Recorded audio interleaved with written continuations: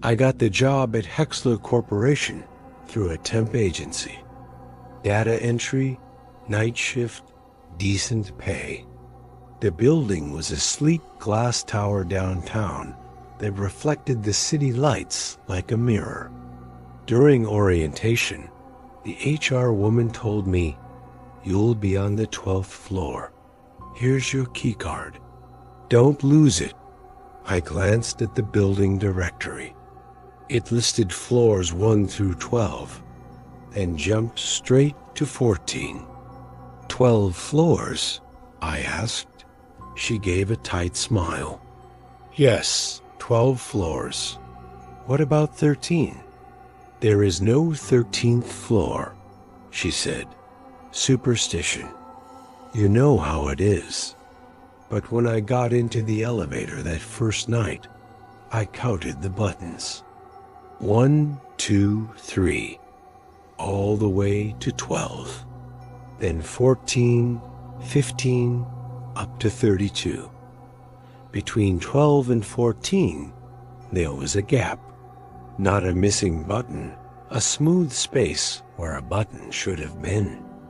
I could just make out the outline, like something had been removed. The 12th floor was mostly empty at night, just me and the occasional security guard. Rows of cubicles, humming computers, and the soft buzz of fluorescent lights. I'd take the elevator up at 11 p.m. and down at 7 a.m., same routine, every single night.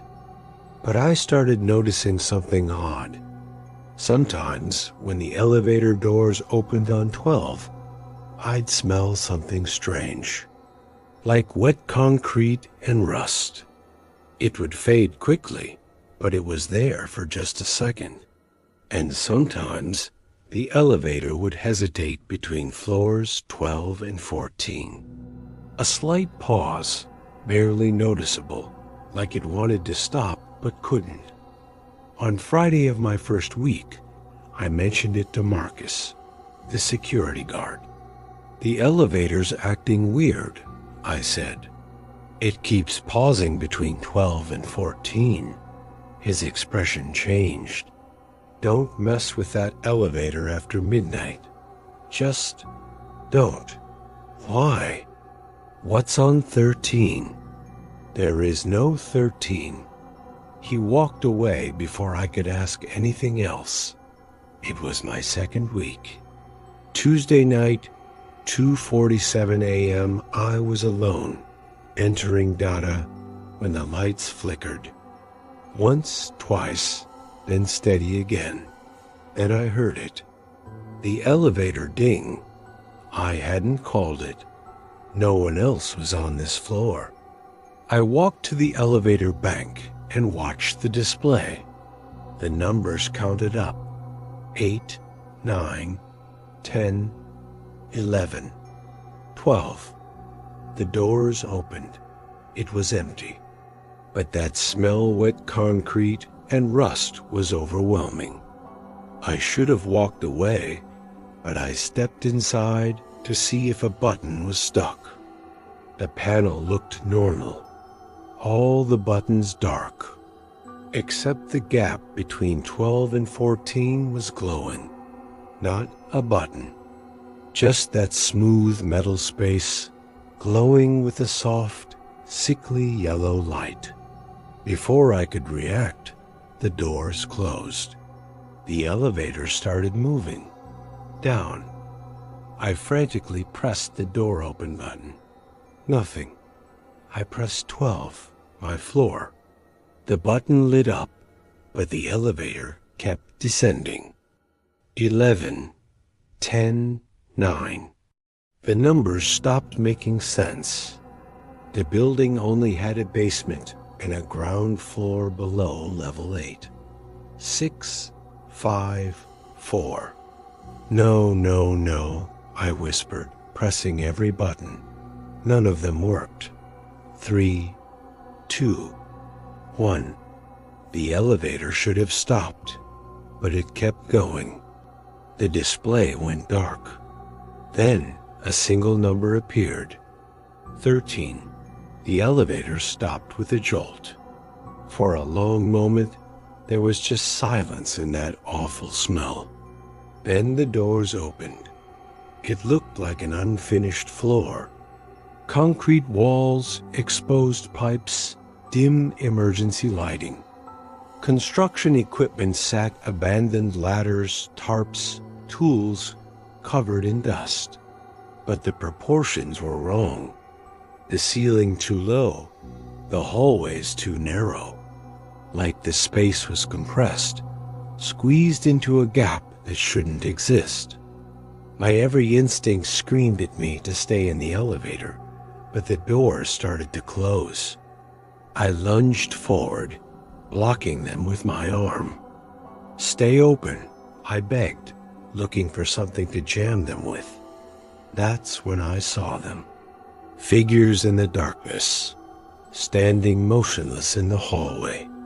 They looked like office workers, standing perfectly still, facing the walls. "Hello?" My voice echoed strangely. None of them moved. I stepped out, keeping one hand on the elevator door. "Excuse me? Are you okay?" The nearest figure was a woman in a gray pantsuit. She stood inches from the concrete wall. I walked closer. "Miss?" Her head twitched, just a little. Then she spoke without turning. "You shouldn't be here?"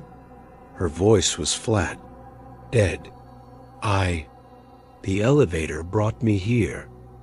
None of us meant to." Another voice whispered from the darkness. "How long have you been here?" I asked. The woman's head twitched again. "Time doesn't work right here. Days, years. It all feels the same. We come here at night," the man said. "When we take the elevator after midnight, that's when the gap opens.